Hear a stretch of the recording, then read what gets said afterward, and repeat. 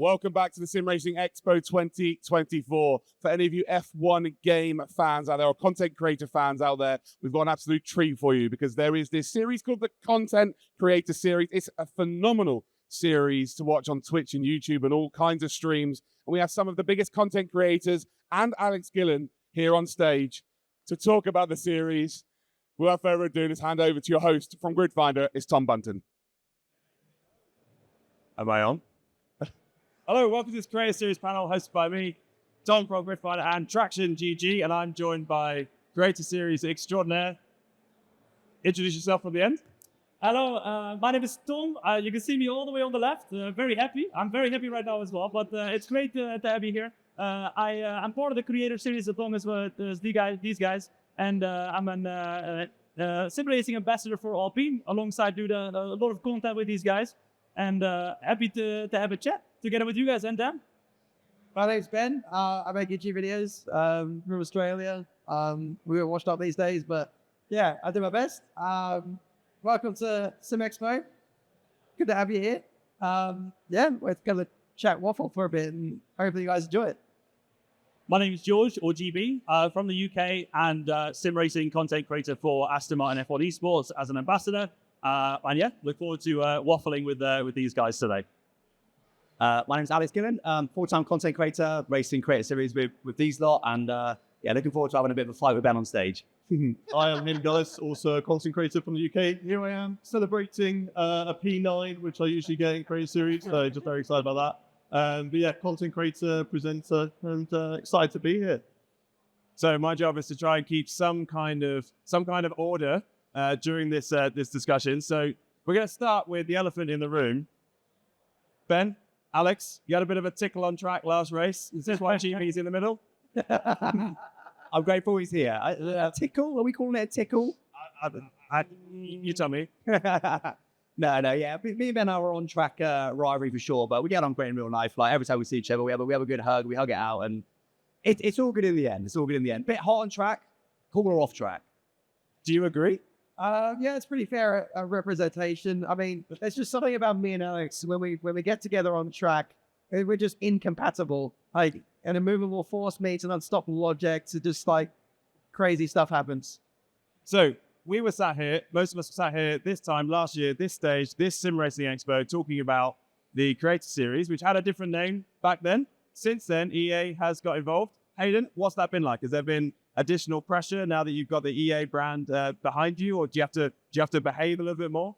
I think, yeah, you've got to behave a little bit more. You know, it's their game and you can't just go in and have a really negative opinion. Obviously, you can have an opinion, and if something's not working, obviously that's good feedback for them to improve their game, and obviously that's what we are here for as well, to speak to them, find issues and make improvements of bettering the game. So that's at the end of the day what we want. It's not necessarily we're negative and we hate the game. We just have maybe critical pieces here and there that to improve it, to make it not only better for us or enjoyable for us to create content, but also enjoyable for the fans and the casual players to pick up the game and enjoy it as well. So I'd say that's probably like the only real difference is maybe, especially like the commentators, if there's an issue, obviously address the issue, but don't go on and, you know, be really aggressive about it. And Tom, how about yourself? Have you found that the addition of EA into this has helped you grow within the series? Do you think you're getting a lot of support from EA? I think what's really cool is that, you know, it allows us to come together because it's very easy to make content yourself, but in sim racing or any racing, you know, you're driving with other people on track, and to then you know, have the platform to be able to, you know, make some cross content and to be able to race with each other and actually, you know, talk with each other live. You don't have that in real life racing, you know, where if you crash somebody out, all of a sudden you're like, hey, what are you doing? We are screaming to each other live when we crash into each other. They know we crash into each other. So yeah, I think it's really cool. Obviously with EA on board as well, it gives us more of a platform, more social media posts and stuff. It gives us more of an opportunity to put sim racing out there through the F1 game. So I think it's only positive. Absolutely. And Alex, do you find that the bringing together of multiple creators within one series gives it a kind of tribal feeling? Do you get these kind of tribes of fan clubs moving around the chats and getting involved with each other and perhaps following other streamers they haven't followed before? I think to some extent it's tribal. Like sometimes there's almost like a rivalry there. But yeah, I mean, for the most part, it's just so good to as you say, be exposed to these different audiences. You know, someone like me that's not very good at kind of community stuff and getting too involved, it's such a great way to do that because it's easy, right? It's organized by someone else. For me, I just turn up, I race, I have fun, I chat with these guys, and it just, you know, everyone's community gets involved with everyone, especially, you know, it's not just UK creators. You know, we got El Rey Guri there, of course, Spanish speaking primarily. So, you know, I would never be exposed to his audience normally. So, yeah, it's really great. And GB, do you think being part of a series like the Creator Series has changed the way you stream or the way you build your strategy? Yeah, I think so. I think if you even just look at the Creator Series total following from this time since we spoke last year to now, it's grown massively. And I think that has an impact on all of our communities. I think you always see a crossover at certain points in the race as well. You've got the typical chat hoppers and people reporting on batteries and all the different things going on in different people's races. And that's great to see. And for me, myself, yeah, I've definitely seen and probably benefited from a lot of different eyes elsewhere on my content as well, yeah. Absolutely. And Hayden, the interesting thing about this Creator Series is that because it's backed by EA, there's multiple games now within the same channel, within this same sphere. And Rally's been added. Yeah, I recently jumped on WRC with the latest update of the 2024 cars and stages. And Rally is something that I've done spontaneously every now and again, and I have enjoyed it. But then when I jumped on for the Creator Series, I was like, okay, cool, I'll give it a go because I've finally found a time that I'm free. And since then, I was like, I'll be back next week. I've really, really enjoyed it. It's been good fun to sort of jump into that and have a different challenge. And it's so weird going from someone who's stereotypically driven, you know, open wheeler cars, whether that be on iRacing, whether that be on the F1 game, to go and drive something in Rally because I'm still so smooth with it. I'm not so much drifting the car around corners or doing handbrakes, turn, it's still brake, then turn, then accelerate, which is obviously where I'm losing a lot of time, but still having a lot of enjoyment out of it. I'm not sure I'd call your driving smooth in F1, to be honest, mate. That's what you get from Romeo 2. Talking about the rally though, that stuff is hard. I did 2 or 3 Creator Series races in rally because we do that now as well, like Hayden said. I haven't made it to a single end, okay? It's very, very tough. If you're used to, obviously, the F1 cars, Formula cars, the rally is like a whole different breed. Like you said, like you have to drive super smooth in F1. In rally, you gotta whip the car in. Well, I whipped it a bit too much a couple of times. And yeah, it's completely different, but it's fun. It's fun. It's so much about like managing risk in rally. Like, yeah, sure, you can go for it for like 5 minutes, but then like a hairpin comes up and then boom, there's a tree, you're out. Like, you don't really get that in F1. Like, you know the track so religiously when it comes to rally. Like, just there's so many different variables and obstacles. So I think also then that you've got the different surfaces. I've not done too much rally myself, but you've got some mud courses and then you've got tarmac, and I found adjusting to that really difficult. As Tom said, I'd think I've got all the grip in the world on tarmac, get onto mud and I'd fly into a tree. Yeah, and you know what? It always happens. I'm sure you guys will have the same. Every time you think, oh yeah, it's looking good right now, let's go. And then straight away, the corner after you go straight off the flipping cliff. It's insane. But I want to know actually, of everybody who is here right now, who knows already of the Creator Series? Hands up if you know of the Creator Series already. Not all at the same time. No, come on, guys. Calm down. So I think it's good if we do like a short explanation as well, like what the Creator Series is. We do it on F1 24, but we also do it on let's say the rally game that we just talked about.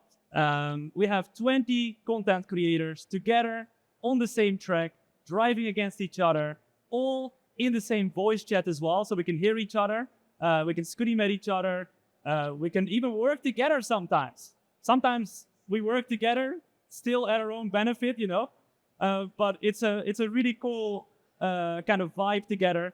We've been doing it now for, I think, 2 years. Last year we were here with Tom doing the interviews and stuff as well. Which is, by the way, the easiest job in the world to try and get 5 content creators to speak. So, Tom, is it fair to say then that the Creator Series, being a streaming channel with multiple games, has actually led you guys to try games that you might not have tried otherwise? Like, you might not have tried the rally game were it not for the Creator Series. How has your audience reacted to that? I mean, racing is racing, right? You guys know it. You have 4 wheels, or sometimes 3, depending on how well you're driving, you know. Yeah, racing is racing. Even though rallying is a bit different than F1, people understand that you're driving. So I think the reception is great. I'm just looking forward to explore more and more and more kind of racing. Well, that's interesting. And Alex, obviously, about to bring in pro clubs to the creative series. Racing is racing, but pro clubs totally different. We're talking football now. How are you feeling about the addition of pro clubs into this channel? I'm probably the ones he asked, to be honest. I'm not a big football person. I played the new FC game. I played about an hour of it, and I was awful. My chat was rinsing me. So You can go in goal, Alex. You can go in goal every time. You know? Okay, so the Creator Series has quite clearly opened up a lot of doors. It's created a lot of opportunities for you. And you, interestingly, although you're all part of the Creator Series, you all have your own careers. So let's spend a little bit of time. We'll go down the line. We'll start with Hayden to talk about what you've been up to in the last year. Because actually, although we're all here talking about the Creator Series, I would argue that everything that you're doing, it's all been quite diverse. It's all been quite different. So Hayden, what have you been up to in the last year? Yeah, I think that's the great thing about it, is that we all come from different backgrounds. I think that's why we all enjoy Creator Series, because it's just, we're all friends in this space. We all get along so well. We can come together once a week, have a race, and then afterwards we laugh about the incidents that we've had together and the overtakes and stuff like that. But yeah, in the last year, joined WTF1 as a presenter and just trying to rebuild that channel back up again, doing a podcast with my great co-host James Coker, which is a lot of fun. And then just, ticking along, doing content here and there and just trying to figure out the right path. The thing is, with content, you sometimes can lose your way, and you can sometimes feel like, am I doing the right thing? Which way do I want to go now? I'm getting older. I feel like I'm 28. I feel like I'm too old sometimes to be sitting in my bedroom all day racing, but it's something that I love and I enjoy. So I want to, try and branch out to still do my sim racing and enjoy that, but also get out and experience new things as well. Yeah, absolutely. Obviously, WTF1, very iconic Formula One channel, and the F1 series itself is kind of bolstered, if you like, by the amount of gamers who come to F1 because they were gamers first, who discovered the sport through the game. So it's kind of a natural thing for you to do both the gaming and then the kind of like the F1 commentary, if you like. Yeah, no, it would be really enjoyable to do that as well with the F1 esports series, and it's something that I definitely would like to look into getting into in the future, branching out and then maybe even going into real life Formula One and working within the paddock as well. Obviously, that's a big aspiration, but just knocking down doors at the moment, going from making videos in my bedroom in 2015 when I first started being a shy kid and barely being able to speak to just a microphone with no camera on, to now being on a center stage of F1 esports, presenting and commentary in front of hundreds of thousands. Is a huge step up, and it's been an incredible year. Great. Alex, same question, sir. I think for me, the last year I've been about trying to branch out a little bit more, really, because I think we're very fortunate as F1 content creators that, because the game is one of the bigger games in sim racing, I'd say, that there's obviously a pretty significant audience there. So a decent number of us can be full time and call it our job. So, but I've never really wanted to just do like F1 gaming, and that's like all I ever do. I've always wanted to do more. So yeah, for me, it's just been about branching out, trying a bit of TikTok. Always trying to upload more on my main channel, where I do, I did a quite popular video that on the F1 Drive karting circuit in London. That one did really well. So just trying to branch out, really. Like I love the F1 game. I'll always play that, but I just not all I want to do. And in particular, I'm excited for Assetto Corsa Evo. I think that's going to be a really fun game. I love the first game. Not a big GT fan, so never really got into ACC, which I feel like is maybe a wrong thing to say in this arena, but. It wasn't really for me, so really excited for Evo and hoping to really kind of make some waves on that. Well, we're all children of the algorithm, right? So are there any nerves for trying something totally different? We've seen streamers in the past who have very much had their lane that they've stuck in. They've tried something else and it hasn't worked. Assetto Corsa Evo, quite clearly going to be an absolutely enormous game. So there's an element that will kind of carry any change from one style to another. But what do you consider when you start to make a transition from one game to another? Do you have to prep your audience for that? I think on YouTube, the answer is definitely yes. YouTube sort of likes to keep you in your lane, really. It likes to show your subs and your regular viewers the same content. I think other platforms are a bit all right for that. I think TikTok in particular, it's obviously short form content, but that one you can really do almost anything and it can blow up. Like you can literally have I started a gaming TikTok literally a couple of weeks ago. It's got about 16 followers, I think, right now. Yet the videos are getting like 1,000 views. Wow. Which just like not really possible on YouTube. You can't do that. You need the base viewers, the base followers. But yeah, you're right. It does kind of keep you in your lane. You do have to be mindful. But that's just the job, right? Like being a content creator isn't about playing games. It's about figuring out the algorithm, figuring out what's going to do well, what's going to do badly. You know, where should I be pushing? Where should I be not be pushing? So it's, it is a challenge, but it's just part of the job. GB. I'm very disappointed Alex didn't mention the Monday debriefs. Any driver in Creator Series, this guy's got it covered. But no, so quite similar to Alex, actually. I've got into a bit of iRacing myself. Obviously, F1's my main game since the last year, so the usual content on that. And I've been quite spoiled by Aston Martin. I've been fortunate enough to go to Saudi Arabia with Aramco for some sim racing stuff there, which was really cool. I went to the Monza Italian Grand Prix as well with the team and did a bit of content there. So, it's been random bits around, really. Some associated inside F1 and some just locked inside my bedroom with the camera on. So that's been my last year. Being locked inside your bedroom with the camera on, that's kind of your bread and butter, right? Well, yeah, true. Sounds a bit weird as well when you It does a little bit. Ben? YouTube is my bread and butter. I've been doing that for not only the last year, but maybe last 13, 14 years. So pretty well established on that side. But I think more on my end, I think what's exciting is exploring Twitch, really getting settled into that and trying to keep a consistent upload schedule on things like TikTok and Instagram Reels and Shorts. There's so much to do as a general content creator these days. You're spinning so many plates at the same time, and that's just one category in the F1 game. So I've been doing F1. I've been doing a bit of F1 Manager. I find that a nice change of pace, and occasionally try to do some sim driving, like iRacing or Assetto Corsa. I think we're all pretty excited for the new AC game in January. So I guess building a bit of momentum for that and preparing the audience because sim games are great.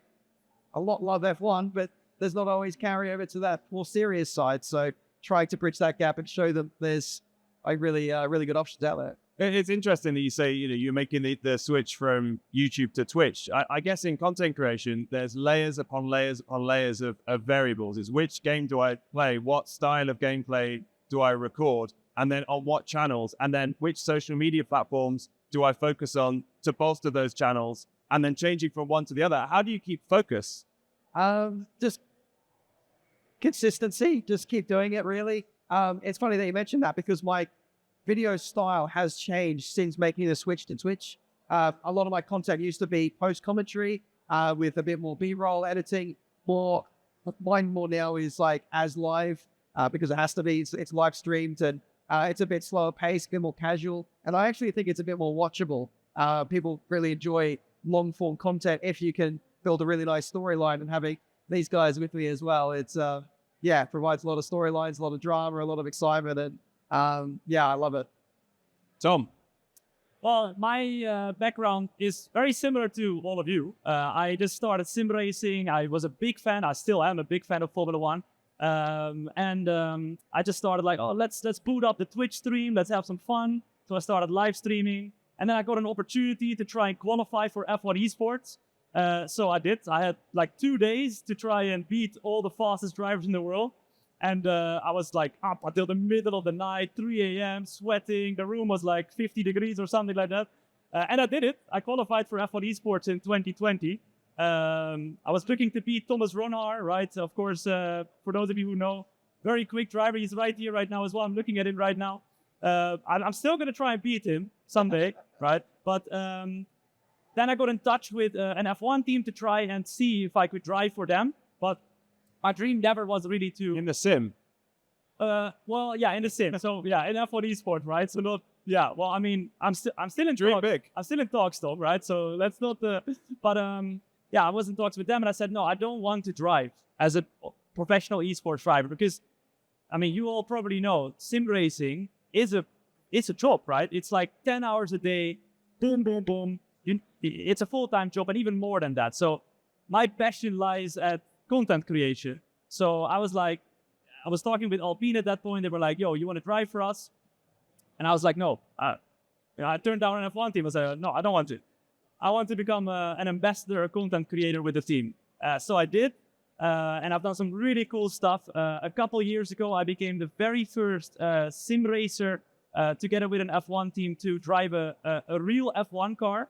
In 2022, I drove the it was the Lotus E20, the one that Kimi Räikkönen drove in Abu Dhabi 2012 at Paul Ricard.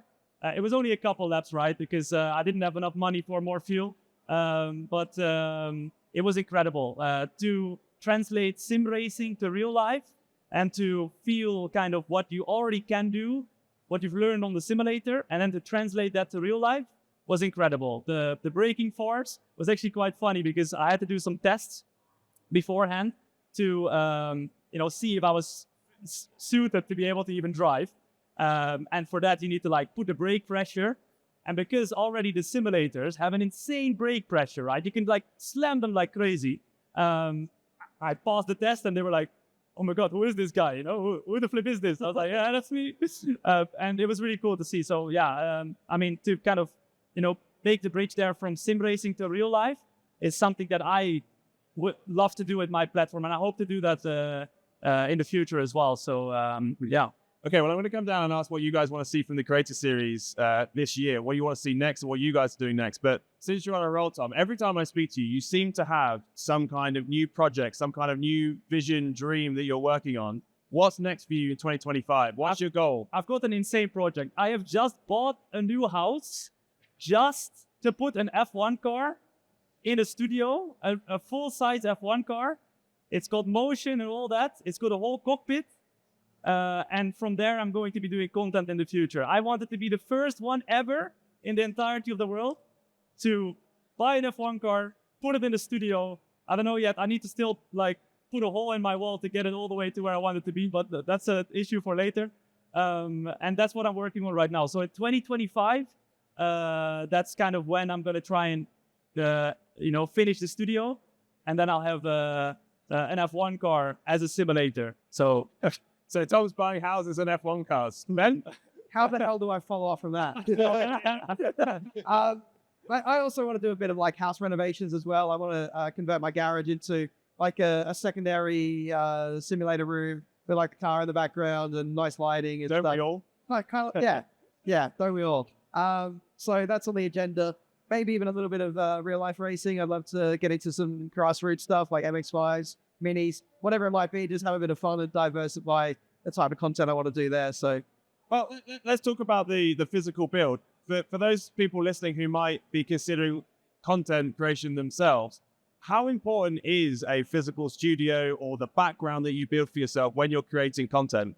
It gives you the platform to just walk in the room and then boom, just create. If you've not got the facilities to have the best lighting, the best sound, it makes it less watchable, and having to set that up or just things not being ideal. It's so nice to just have a dedicated space to create content. It's just, I can't explain, but since getting a rig, like it just completely changed my workflow.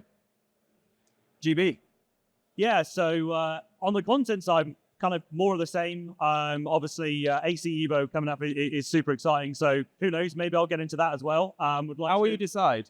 Sorry? How would you decide whether to make the switch? Is it a kind of A/B test it or wait for the hype? I think also as well, you're kind of looking for a bit of community feedback. I think if it is generally well received and got a good population of players, then naturally it's something that you want to pick up and play.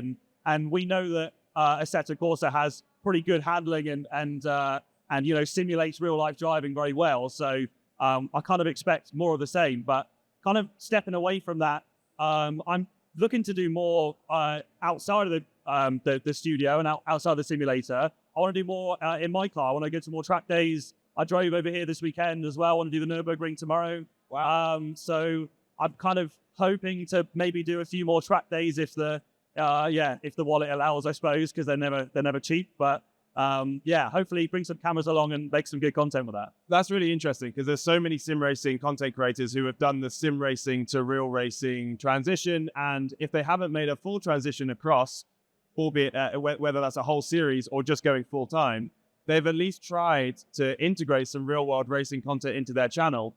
And it's not always the big success in terms of numbers that you might like. So how do you approach that challenge? It's a good question. Or does it maybe not matter? You want to do it because it's fun. Yeah, I think so. I think it's just ultimately it's what you feel is right for yourself. I mean, Alex kind of touched on it earlier. Like you also have to feel what will do well as content. But like ultimately, it is if you enjoy it and you're passionate about it and you're excited about it. It's yeah, sure, you can go for that jump. I certainly wouldn't be looking at going into any like real life racing or anything like that as much as I would love to. But I think for me, it's more like casual going to track days and potentially looping in any of these guys as well, which again ties back to creator series. We've got such strong relationships outside of outside of content now, which he thinks that, but We secretly hate him. yeah, apart from these two, obviously. Yeah. Okay, Alex. Well, plans for world domination? That'd be nice, yeah. No, again, it's sort of similar to what I said before, really, just still trying to branch out. Like, I don't only want to do F1 game. The F1 game stuff is going well, but I just want to keep branching out. And at the moment, I'm trying to figure out TikTok more. I don't use it enough myself, so it's just like, it's quite new to me, which I know sounds weird because TikTok is far from new, and I should have done it a long time ago. But for me, that's like a newish thing that I'm trying to say, okay, like, I should try and dig into this a bit more because there's definitely a big potential there. Yeah, and yeah, it's sort of similar to what GB was saying, more real life stuff, really ideally, like, more racing stuff would be the dream. I think that the difficulty is, like karting videos. I love making karting videos, but the problem is it's really hard to stand out with karting videos because anyone can make a karting video. If you've got 50 quid and a GoPro, you go down to a kart track, you make a karting video. So it's really hard to try and stand out in that sort of level. And if you get the sort of opportunity like Tom had to drive an F1 car, well, that opportunity stands out on its own. You don't need to be as creative. But if we can't all be Simon Alpine and driving. It's calling me not creative. He just did that. It's calling me not creative. Unoriginal. Just like TikTok doing the puzzle. But no, yeah, so I don't know. It's just trying to find the things that are going to both do well on YouTube and that I'm going to enjoy. I guess that's the art of the job, right? Is enjoying it, enjoying your passion, while also hopefully getting a few views. Because, if you did something for content that costs you a lot of money and then you get, 1,000 views or less, you're like, well, was that worth it? It's a constant balancing act, really. Hayden.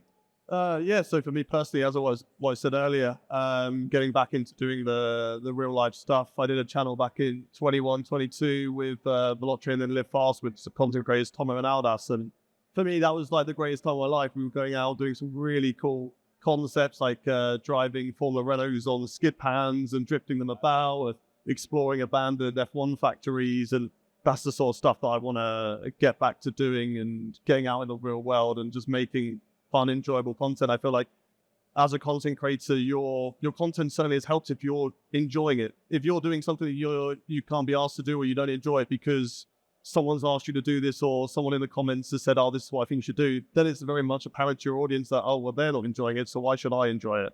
So if you're doing something that you love and you enjoy, yeah, okay, if the viewership maybe isn't there at the start, it's at least giving you that passion to build upon that later on. So yeah, that for me is where I want to keep on going to in terms of esports, carry that on, doing a commentary. Hopefully we get some indication of when it's returning and when it's coming back, and fingers crossed I get the call up again for that. But then for creative series, is the sky's the limit. I'd love it to be on that stage with F1 esports. I'd love it to be a pro-am sort of competition where you have obviously the big sense stages, F1 esports, but then we're alongside as a warm-up series. Is a bit more of a fun, relaxed approach that F1 then have this super sweaty series, but then also this funner aspect of content creators who are already, I say very much media trained and can bring in audiences to the F1 esports as well. So that's for me where I'd love that to go. It's interesting because it sounds to me like you're all looking for ways to start doing some kind of real world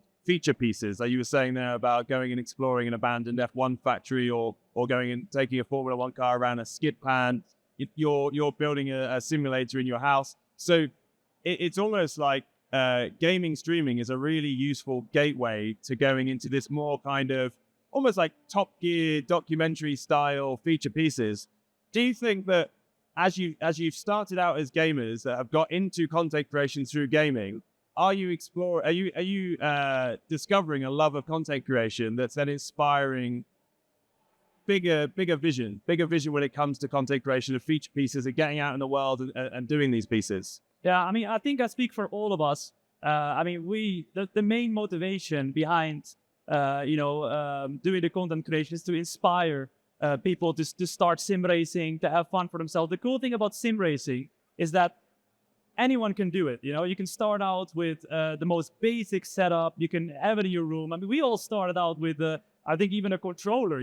Like a controller suffices as well. And through our content, we want to inspire people not only to start sim racing, but also to make them happy, to provide some sort of entertainment. But the cool thing about sim racing is that it's so close to real life racing that it translates very nicely. So, like, we all know karting costs millions of dollars, euros, whatever. And I mean, I'm not a millionaire. I don't think these guys are millionaires. Not yet. We're getting there. But no, we're not getting there. Not yet. Maybe a few years. Maybe if you are here 10 years from now at SimRacing Expo, we have like 5 halls or something, and we are here with bling bling, like crazy. You never know. But the main thing is we're here to inspire people, and we get a lot of energy back as well from people who are inspired by our content and by sim racing in general. So I think I would add that sim racing right now has really never been in a better place. Like, obviously for the F1 game for Creator Series, that's going great. But you look around, you look at the new games coming out, you look at all the insane new tech, the new wheels, like the new innovation. I think what Tom said about the cost entry for sim racing is way lower than it would be for stepping in a real car. But then now you've got all the options of gear available, games available. And for me personally, I've always been a huge F1 fan my whole life, but I never really was that into racing outside of F1. Whereas these days I find myself watching, sometimes GT racing and some other bits, which is literally as a result of other sim racing games and stuff out there. So for any new player picking up the controller or the wheel for the first time, there's so much to dive into. And I guess the reason that we all seem to be sort of going for the same thing, as you say, branching out a bit, is because we're all in a similar space, right? That's why we're up here. And, but we all started out like, with a basic wheel and just kind of getting into it. I had a Logitech Driving Force GT for about 8 years.